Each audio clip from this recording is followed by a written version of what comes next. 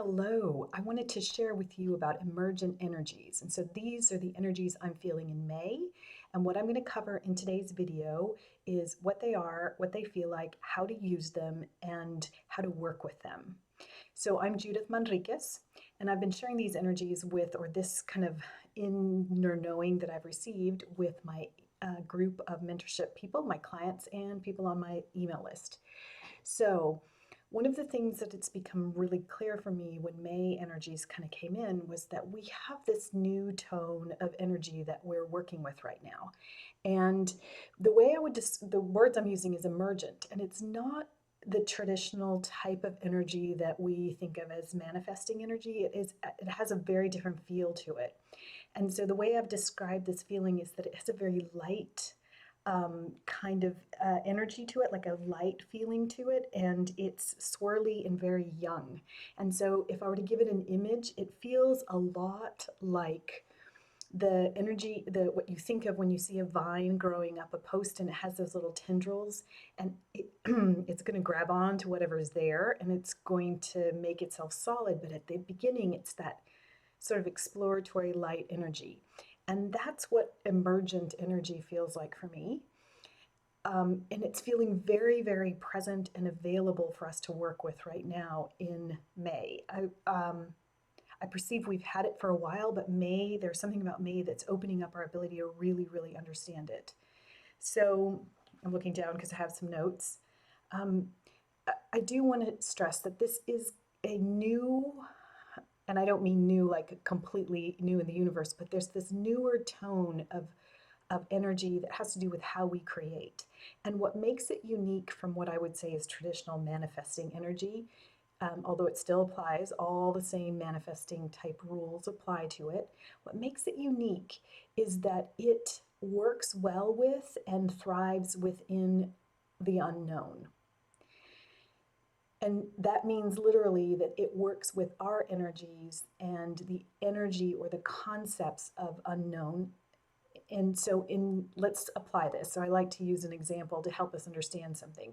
So if you think that about creating and you want to create something for yourself, and this is generally the work that I do, so everybody that I work with is working on how to I grow something new into the world. So being on the leading edge, working in a business, you will have ideas about wanting to implement or create something in the world that's new and innovative in whatever, whether it's a project or a course or a whole new way of running something.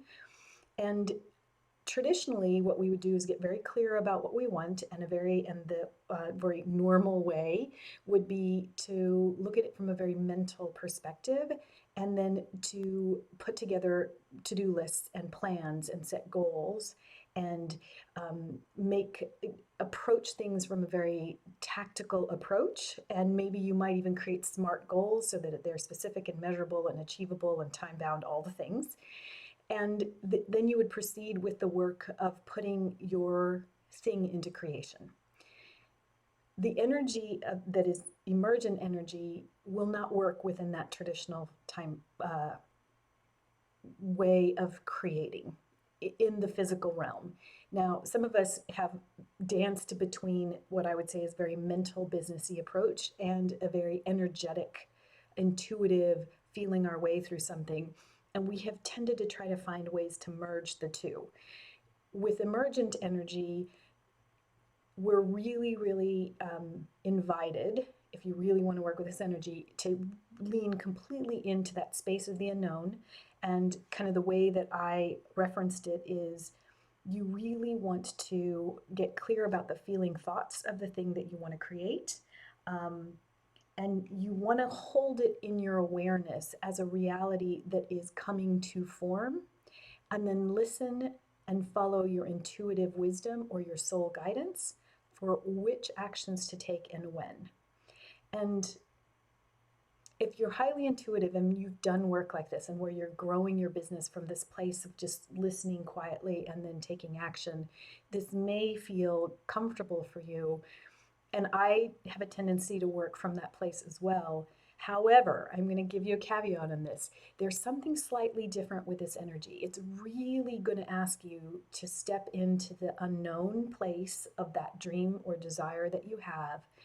And that place is often on the edge. It's out on the skinny end, like they say on the skinny branches, but it's out on the way edge beyond your capacity to fully um, believe that it's possible, in part because of the past experiences we've had, or in part because it seems so large of a jump.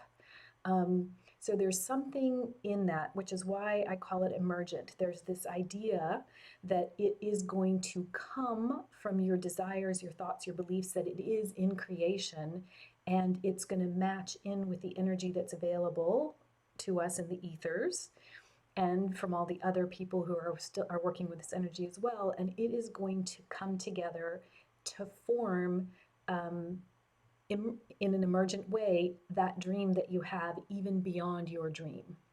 So I wanted to kind of give some voice to this in as descriptive a way as possible so that you could have a sense of it and maybe might be able to feel it or perceive it within your energy, and then see the way that the events are going to be unfolding over the course of May to kind of open the doors for this more and more. So if you do follow any astrologers, I would really listen for the energy right now that's being supported with the planets, because I think we're being given opportunities to really lean into the place of the unknown and create from it. And if it's feeling uncomfortable for you, I'd really encourage you to work with your guides or your angels or your tribes of light, or get into meditation and listen for this, because I think we have some opportunities to really create some beautiful things in our work and in our business. Please let me know if you have any questions. I hope this has been helpful to you. And if you're interested in any other work, I'm going to leave some links in the comments below. So I hope this has been helpful, and until next week, thank you.